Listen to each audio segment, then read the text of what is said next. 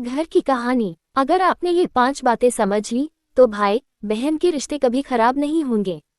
अक्सर हम सोचते हैं कि भाइयों की शादी के बाद ही घर का बंटवारा क्यों होता है।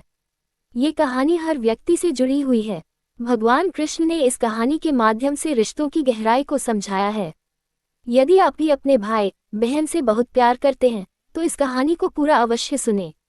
एक बार की बात है, भगवान श्री कृष्ण से देवी सत्यभामा कहती हैं, हे स्वामी, आज मेरे मन में कुछ प्रश्न उठ रहे हैं, कृपया मेरे इन प्रश्नों का उत्तर देकर मेरे मन की जिज्ञासा को शांत कीजिए। तब भगवान श्री कृष्ण कहते हैं, हे देवी, आपके मन में जो भी प्रश्न उठ रहे हैं उसे निसंकोच होकर पूछो। मेरा तुम्हारे हर प्रश्न का उत्तर देना पहला कर्तव्य है। फिर देवी कहती हैं, स्वामी, शादी के बाद भाइयों को बहनें बुरी क्यों लगने लगती हैं? बहनें तो घर की रौनक होती हैं। हर घर का बंटवारा भाइयों की शादी के बाद ही क्यों होता है? तब श्री कृष्ण कहते हैं, हे देवी, आज तुमने हर मनुष्य का कल्याण करने वाला बहुत ही अच्छा प्रश्न पूछा है। मैं तुम्हें इसका उत्तर एक छोटी सी कहानी के माध्यम से बताने वाला हूँ, इसलिए पूरे ध्यान से इस कहानी को अंत तक सुने। कृपया कहानी को आधा अधूरा न छोड़े। फिर देवी कहती हैं, स्वामी, मैं इस कहानी को पूरा जरूर सुनूंगी, क्योंकि मुझे आपके मुख से इस कहानी को सुनने का सौभाग्य प्राप्त हो रहा है। श्रोताओं, फिर भगवान कहानी को सुनाना प्रारंभ करते हैं। बहुत समय पहले की बात है। एक गोपाल नाम का किसान था जो अपनी पत्नी और 3 बेटों के साथ एक नदी के किनारे रहता था। गोपाल के तीनों बेटों की शादी हो चुकी थी और पूरा परिवार एक साथ सुख शांति से जीवन व्यतीत कर रहा था। एक दिन गोपाल की पत्नी ने अपने बेटों से कहा, बेटा, ये जमीन और जंगल तुम्हारे पिता के कठिन परिश्रम का परिणाम है। जमीन की उपज और जंगल की लकड़ी बेचकर ही तुम्हारे पिता ने इतने सारे मवेशी खरीदे और इतना बड़ा घर बनाया जिसमें हमारा सारा परिवार आराम से रह सकता है। उस समय गोपाल के तीनों बेटे एक टीले पर खड़े थे जहां से धान के लहराते खेत दिखाई दे रहे थे। फसल कटाई के लिए तैयार थी और पके हुए धान की बालियां हवा में झूम रही थी।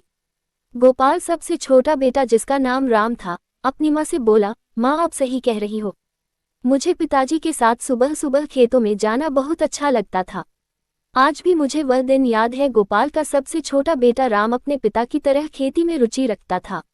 उसे खलिहान में काम करना बहुत पसंद था। राम को कड़ी मेहनत करनी पड़ती थी। उसे मजदूरों को संभालना, फसल की उपज को इकट्ठा करना और फिर उसके लिए सही खरीदार ढूंढना जैसे सभी कार्य करने पड़ते थे। गोपाल के 2 बड़े बेटे भी थे। सबसे बड़े बेटे का नाम आकाश था और उसने ज्योतिष का काम शुरू किया। फिर इस काम में उसे बहुत सफलता मिली और उसने काफी धन कमाया।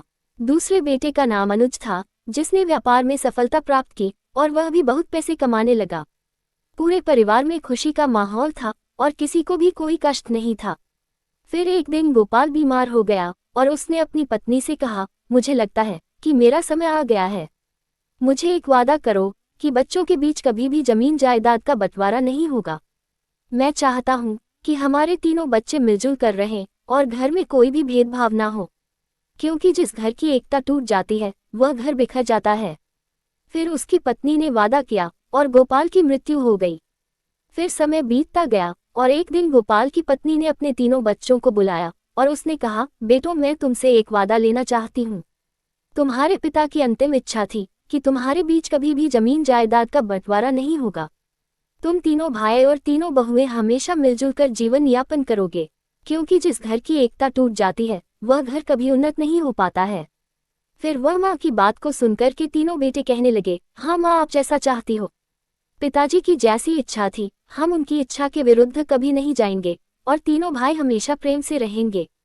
फिर अपने बेटों की बात को सुनकर के माँ को बहुत ही खुशी हुई। वही जो सबसे बड़ा बेटा, जिसका नाम आकाश था, वह ज्योतिष में बहुत ज्यादा निपुण था, इसलिए आसपास के लोग उससे कई मामलों में राय लेने आते थे, तो प्रकाश का गुजारा बढ़िया तरीके से हो जाता था। वही दूसरे नंबर का बेटा, जिसका नाम अनुज था, वह भी एक बड़ा व्यापारी था। उसकी भी कमाई ठीक ठाक हो जाती थी। वही सबसे बड़ी मुश्किल ये थी कि गोपाल का जो सबसे छोटा बेटा था, जिसका नाम राम था, वह कड़ी मशक्कत करता था, बहुत मेहनत करता था। सुबह से लेकर शाम तक खेतों में लगा रहता था, फिर भी उतनी कमाई नहीं कर पाता था जितनी कमाई दोनों बड़े भाई करते थे। दोस्तों, फिर समय धीरे धीरे गुजरता गया। वही गोपाल के 2 बड़े बेटे जो ठीक ठाक कमाई करते थे, वह अपने पिता को दिया हुआ वचन भूल जाते हैं और अपनी पत्नियों के साथ आराम का जीवन व्यतीत करने लगते हैं। वही जब किसान के दो बड़े बेटों की बहुएं आराम का जीवन जीती हैं, और जो सबसे छोटा बेटा राम था, उसकी पत्नी घर पर ही कमाई करती रहती है। उसे घूमने के लिए नहीं मिलता, न ही उसे शौक करने के लिए मिलता। वही जब वह अपने बड़े जेठ और अपनी जेठानी को देखती है, तो उसका हृदय दुखी होता है कि हम तो पिता के वचनों का पालन आज भी कर रहे हैं, लेकिन हमारे बड़े दोनों जेठ और दोनों जेठानी आराम का जीवन जी रहे हैं। वही किसान का सबसे छोटा बेटा जो राम था, एक दिन उसकी पत्नी जब बहुत ज्यादा दुखी हो गई और जब शाम को राम घर वापस आया तो उसे कहने लगी कि मेरे भाई के यहाँ से चिट्ठी आए है, उसने हमें अपने घर पर बुलाया है, हमारे आपके लिए न्योता भेजा है। कुछ दिनों पहले ही हमारे भाई ने अपना घर बनाया था, उसमें गृह प्रवेश होना है। वह ये चाहता है कि हम दोनों कुछ दिन के लिए उनके पास रहें। वही अपनी पत्नी की बात को सुनकर के कहने लगा, देखो खेती में बहुत काम करना पड़ता है, मेरे पास में इतना समय नहीं है कि मैं तुम्हारे साथ में तुम्हारे मायके जा सकूं। यदि मैं तुम्हारे साथ तुम्हारे मायके चलूंगा तो खेती का काम खराब हो जाएगा, जिससे सब बर्बाद हो जाएगा। फिर वह पत्नी तमतमाकर कहने लगी कि ठीक है, हम जीवन भर इसी घर में पड़े रहेंगे, हमारे मन की कोई इच्छा नहीं है। वह पत्नी को गुस्से में देख करके कहने लगा, ठीक है, मैं ऐसा करता हूँ कि तुम्हारे जाने का इंतजाम कर देता हूँ, पर मैं नहीं जा पाऊंगा। फिर उसकी पत्नी कहने लगी, यदि हम जाएंगे तो दोनों साथ जाएंगे, वरना कोई नहीं जाएगा। वही पत्नी की बात को सुनकर के राम कहने लगा, ठीक है, जैसी तुम्हारी मर्जी, जाना है तो जाओ, नहीं जाना है तो मत जाओ। फिर किसान के सबसे छोटे बेटे की बहू अपने दोनों बड़े जेठ और जेठानी का नजारा देख करके पहले से ही चिढ़ी हुई थी कि महीना भर आराम करते हैं और आराम का जीवन वह सभी बिताते हैं। फिर ऐसा सोच करके वह राम की पत्नी कहने लगी, क्या हमने घर का सभी काम करने का ठेका ले लिया है? घर में और खेती का काम हम दोनों मिलकर करते हैं और आपके दोनों बड़े भाई आपकी भाभीयों के साथ में मौज मस्ती का जीवन जी रहे हैं। क्या आपने कभी सोचा है कि मेरा भी मन करता है हम भी शौक और आराम का जीवन जिए? फिर जब उनको अपना अपना ही करना है, हम दोनों की कोई फिक्र ही नहीं है, वह तो दोनों बाहर रहकर के मौज मस्ती का जीवन जी रहे हैं, फिर अपने अपने पत्नियों के साथ में चारों ओर घूमने चले जाते हैं और मैं हमेशा इस घर में ही पड़ी रहती हूँ। आप बताओ, क्या यह अन्याय नहीं है? फिर भगवान कहते हैं, हे देवी। फिर तो अपनी पत्नी की बात को सुन करके श्याम की नींद खुल गई और फिर उसकी पत्नी आगे कहने लगी, अब तुम मेरी एक बात सुनो, जायदाद के बंटवारे की बात चलाए ताकि हम लोग अलग रह सके। यदि हम अलग रहेंगे तो हमको भी अपने घूमने के लिए कुछ समय मिलेगा। फिर इस प्रकार अपनी पत्नी की बात को सुनकर के राम को लगा कि उसकी पत्नी सही कह रही है, मेरा काम मेरे भाई के काम से ज्यादा महत्वपूर्ण है। मेरी ही वजह से वह दोनों इतने ठाट से और आराम से जीवन जीते हैं तथा मैं और मेरी पत्नी नौकरों की तरह इस घर में लगे रहते हैं। फिर एक दिन जब सभी भाई घर में खाना खा रहे थे तो सबसे छोटे लड़के ने अपनी माँ और भाइयों से कहा कि उसे जायदाद में उसका हिस्सा चाहिए, अब वह शामिल नहीं रहेगा। फिर वही अपने सबसे छोटे बेटे की बात को सुनकर के माँ को बड़ा झटका लगा और उसने कहा, तुम्हारे पिता चाहते थे कि तुम सब मिलजुल कर एक होकर रहो। फिर वही सबसे छोटा बेटा कहने लगा, माँ मैं अब शामिल नहीं रह सकता हूँ। फिर तो दोनों भाइयों ने भी हामी भर दी और उन्होंने भी कहा, ठीक है, जायदाद का बंटवारा हो जाना चाहिए। वही जमीन जायदाद के सभी कागज जिनके आधार पर बंटवारा होना था वही सब तैयार किए जाते हैं। वही बंटवारा होने से पहले गोपाल की पत्नी अपने तीनों बेटों से कहती है कि बंटवारा बाद में होगा, पहले हमारे घर की परंपरा है, कोई भी कार्य करने से पहले सबसे पहले भगवान जगन्नाथ के दर्शन अवश्य करने चाहिए।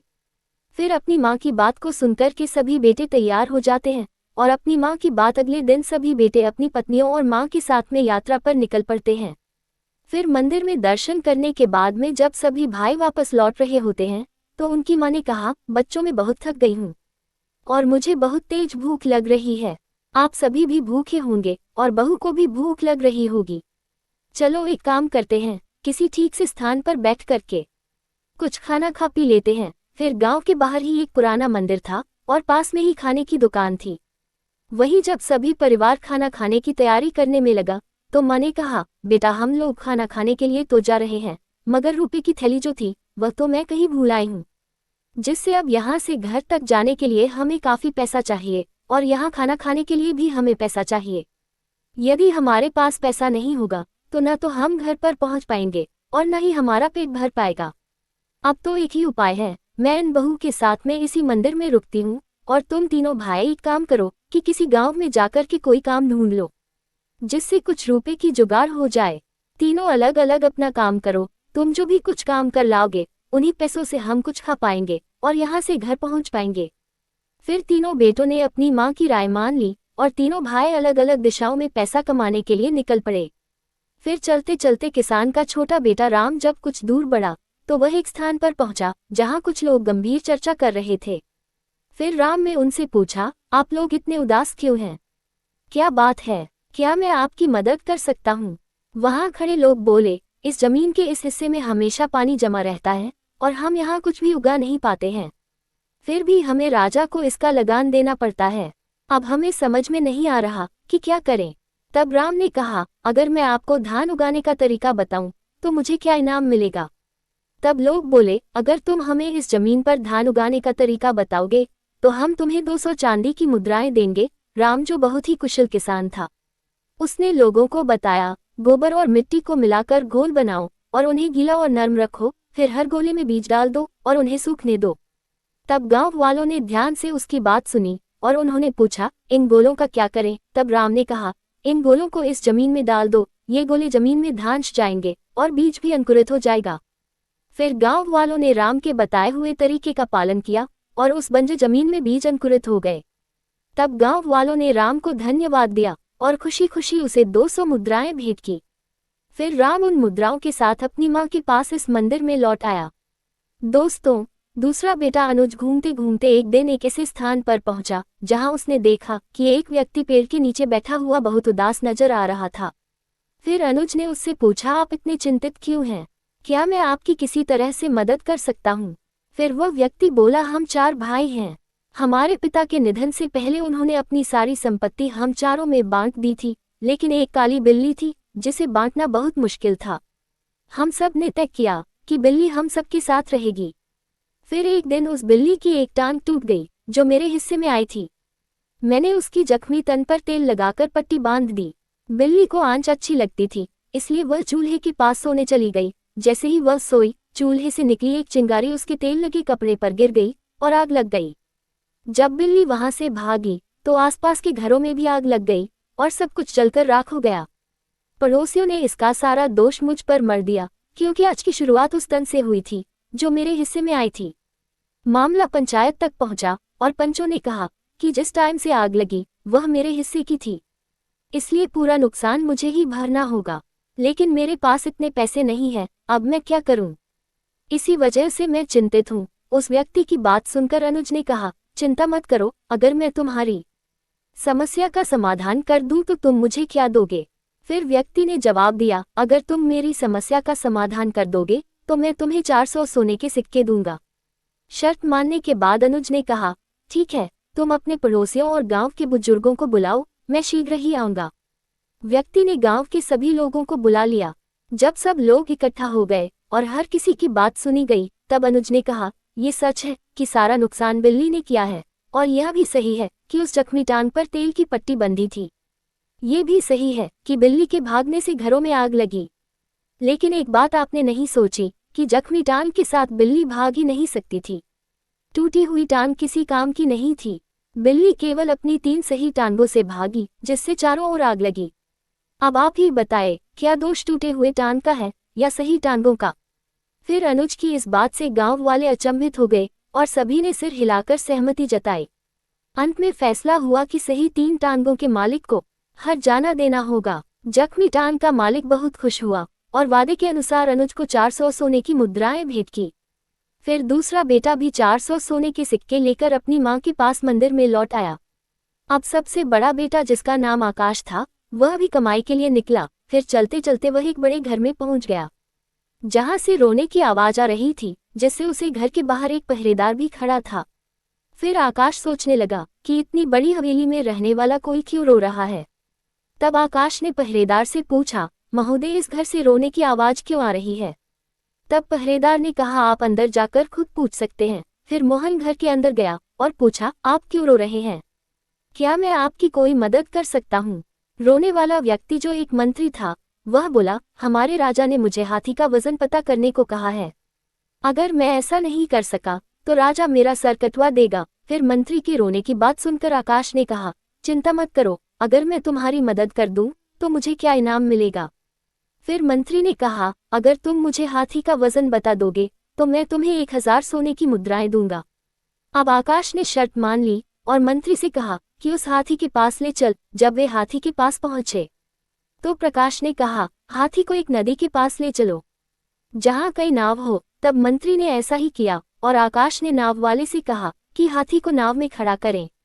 जैसे ही हाथी नाव में खड़ा हुआ, नाव पानी में धंसने लगी और जब नाव धंसना रुक गई तो आकाश ने कहा, जहां नाव रुकी है वहां निशान लगा दो और फिर हाथी को नाव से बाहर निकाल दो। दोस्तों, फिर निशान लगने के बाद हाथी को नाव से बाहर निकाल दिया गया और आकाश ने कहा, अब इस नाव में इतने पत्थर भर दो कि नाव उस निशान तक पहुंच जाए जहां पहले रुकी थी। फिर पत्थर भरने के बाद जब नाव निशान तक पहुंच गई तो आकाश ने कहा, पत्थर डालना बंद करो और पत्थर निकाल लो। इन पत्थरों का वजन ही हाथी का वजन होगा। मंत्री ने फिर इस उपाय से हाथी का वजन पता कर लिया और आकाश को 1000 सोने की मुद्राएं दी। फिर वह भी मुद्राओं के साथ अपनी मां के पास मंदिर लौट आया। फिर भगवान कहते हैं, हे देवी, इस प्रकार सभी भाई जब धन कमा करके मंदिर में लौट आए तो सभी ने बड़े ही प्रेम से खाना खाया और दुकान वाले का इतना पैसा बना कि तीनों भाइयों ने जो पैसा कमाया था वह सारा उस खाने में चला गया। केवल उनके पास में उतना ही पैसा बचा जिसे वह खर्च करके अपने घर वापस आ सके। जब किसान की पत्नी अपने बच्चों और बहू के साथ में घर वापस आई तो उसने रुपए वाली थैली एकदम से निकाल करके अपने बेटों के सामने रख दी और कहा, मैंने जानबूझकर के इस थैली को छुपा लिया था ताकि मैं तुम्हें समझा सकूं कि एकता में कितनी शक्ति होती है। क्योंकि तुम तीनों भाइयों ने मिलकर के जो भी धन कमाया था उस धन को इकट्ठा करके ही हम लोगों को खाना मिला और बचे हुए पैसों से हम अपने घर आ सके। यदि तीनों भाई मिलकर के एक जगह कमाए एकत्रित नहीं करते तो आज हम ना पेट भर कर खाना खा पाते और ना ही वापस घर पर आ पाते। इसलिए हमेशा ध्यान रखना, जब तक झाड़ू बंदी है तब तक उससे सफाई हो सकती है। जब उसकी सीख बिखर जाती है तो फिर झाड़ू किसी काम की नहीं रहती। इस प्रकार जब तक तुम तीनों के अंदर एकता का भाव रहेगा तब तक इस घर की उन्नति होती रहेगी और जिस दिन बंटवारा हो गया उस दिन इस घर की उन्नति रुक जाएगी। इसीलिए तुम्हारे पिताजी ने मरने से पहले मुझे वचन लिया था कि मैं तीनों बच्चों के अंदर कभी बंटवारा न होने दूंगी। फिर भगवान कृष्ण कहते हैं, हे देवी, आपने पूछा था कि शादी के बाद परिवार में भाइयों के बीच बंटवारा क्यों होता है, तो इसे ध्यान से समझने की जरूरत है।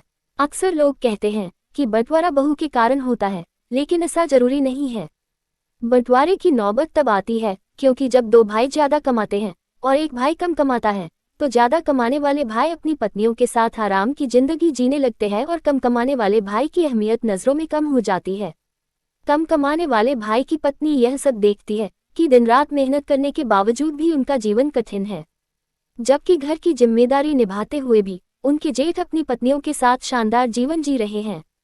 ये स्थिति उसे बुरी लगती है और वह अपने पति से कहती है कि अगर हमें मेहनत करनी है तो अलग रहना बेहतर है, क्योंकि कम से कम जो काम आएंगे वह हमारा होगा और हम अपनी इच्छाओं के अनुसार जी सकेंगे। यही से भाइयों के बीच दरार पड़ने लगती है और बंटवारा हो जाता है। भाइयों के बंटवारे को रोकने में माता पिता का महत्वपूर्ण योगदान होता है।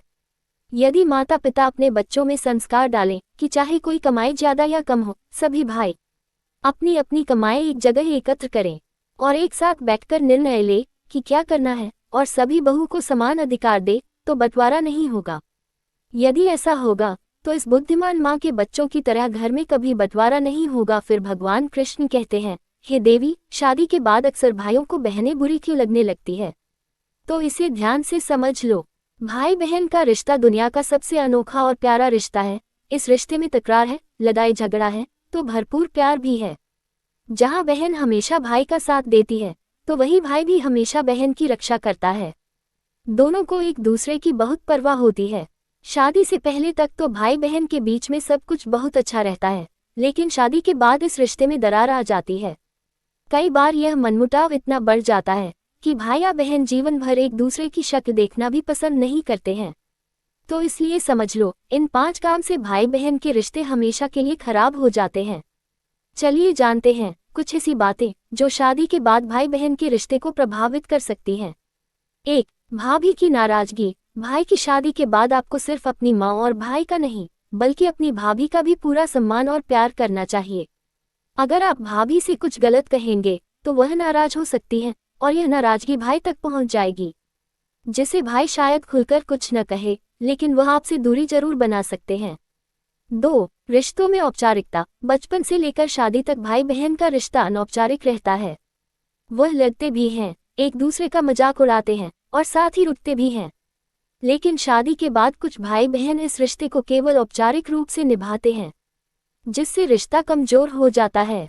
बेहतर होगा कि बीच बीच में एक दूसरे का हाल चाल लेते रहे और बचपन की यादों को ताज़ा करते रहें। 3. शादीशुदा जिंदगी में दखल देना। कई बार बहनें भाई की शादीशुदा जिंदगी में जरूरत से ज्यादा दखल देती हैं, जिससे रिश्ते में खटास आ जाती है।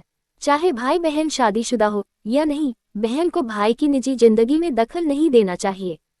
ऐसा करने से रिश्ते खराब हो जाते हैं। 4. ताना मारने की आदत। कई बार भाई बहन का रिश्ता इसलिए खराब हो जाता है क्योंकि बहनें हर समय भाई को ताने देती रहती हैं। शादी के बाद भाई के व्यवहार में थोड़ा बदलाव आ जाता है, क्योंकि उसके अपने परिवार की भी जिम्मेदारियां होती हैं। अगर बहन हमेशा भाई को ताना मारेगी कि वह बदल गया है, तो रिश्ते में दूरी बढ़ने लगेगी और रिश्ते खराब हो जाएंगे। इसलिए बहन को भाई के निजी जीवन में दखल नहीं देना चाहिए, तभी भाई बहन का प्यार बना रह सकता है। 5. बहन को नजरअंदाज करना। जिस तरह भाभी के साथ अच्छा व्यवहार करने से भाई का दिल जीत सकते हैं, वैसे ही बहन की अनदेखी करने से रिश्ते में दूरी आ सकती है। भाई का ये फर्ज होता है कि वह शादी के बाद भी बहन को उतना ही प्यार दे जितना पहले देता था। अगर बहन की शादी नहीं हुई है तो भी उसकी बातें समझनी चाहिए और अपनी जिम्मेदारी निभानी चाहिए। साथ ही यह 5 बातें सभी भाई और उनकी पत्नियों को हमेशा गुप्त रखनी चाहिए, जिससे परिवार की एकता हमेशा बनी रहे। ये 5 बातें हमेशा परिवार को टूटने से बचाती हैं। 1. अपने भाई के राज की बातें कभी दूसरों को न बताएं। ऐसा करने से आपके लिए घातक समस्या उत्पन्न होती है, क्योंकि जिस व्यक्ति को आप अपने भाई के राज की बातें बताएंगे और यदि विपरीत परिस्थितियों में आपकी उससे मित्रता टूट जाएगी, तो वह आपके भाई की सारी राज की बातें चारों ओर सार्वजनिक कर देगा।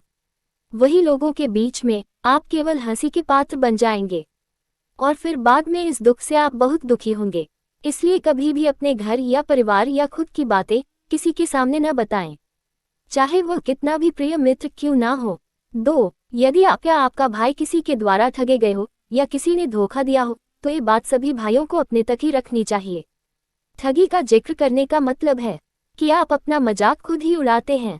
यदि आप ऐसा करेंगे तो लोग आपको मूर्ख समझेंगे, इसलिए कभी भी किसी भाई को ऐसा नहीं करना चाहिए। यदि आपके भाई को किसी ने कभी धोखा दे दिया है, तो कभी भी परिवार की बातें दूसरों के सामने जाहिर न करें, इससे भाइयों के बीच में फूट पैदा होती है। 3. यदि किसी भाई को कभी भी धन की हानि हो या उसका धन बर्बाद हो जाए, तो ये बात को किसी अन्य को न बताएं। धन ऐसी चीज है जो इंसान का बल होता है, और जब लोगों को ये पता चलता है कि उनके पास में धन नहीं है, तो वह आपका सम्मान करना बंद कर देते हैं और आपकी प्रतिष्ठा धूमिल कर देते हैं। धन हानि पर लोग कभी मदद नहीं करते, बल्कि आपका उपहास उड़ाते हैं। इसलिए धन का आना या धन का जाना, दोनों ही बातें हमेशा सभी भाइयों को खुद तक रखनी चाहिए, और कभी किसी भी भाई को अपने भाई की कोई भी धन संबंधी बात किसी दूसरे के साथ में नहीं करनी चाहिए। 4. किसी भी पुरुष को हमेशा अपने जीवन और घर की बातों को हमेशा अपने तक ही रखना चाहिए, कभी किसी से बात नहीं करनी चाहिए। जो पुरुष स्त्री का सम्मान नहीं करता, उस पुरुष का समाज में कभी सम्मान नहीं होता। ऐसे पुरुष की प्रतिष्ठा हमेशा दांव पर रहती है। इसलिए अपने परिवार में सभी स्त्रियों का सम्मान करें और अपने परिवार की बातें कभी किसी को न बताएं। 5. यदि कभी भी आपके भाई का कहीं अपमान हो जाए, तो ये बात कभी किसी के साथ में ना करें। जीवन में आपका या आपके भाई का कहीं अपमान हुआ हो, तो कभी भी दूसरे के समक्ष जग जाहिर नहीं करना चाहिए, क्योंकि ऐसा करके आप अपना सम्मान स्वयं ही गिरने का कारण बनते हैं। इससे भाइयों के बीच में फूट पैदा होती है। भगवान कृष्ण ने इस कहानी के माध्यम से रिश्तों की गहराई को समझाया है। जय श्री कृष्ण। मैं आशा करती हूँ कि आपको ये कहानी अच्छी लगी होगी, तो इस कहानी को सभी के साथ जरूर शेयर करें। दोस्तों, आपको ये कहानी कैसी लगी, कृपया कमेंट करके जरूर बताएं और कमेंट बॉक्स में जय श्री कृष्ण लिखना न भूलें।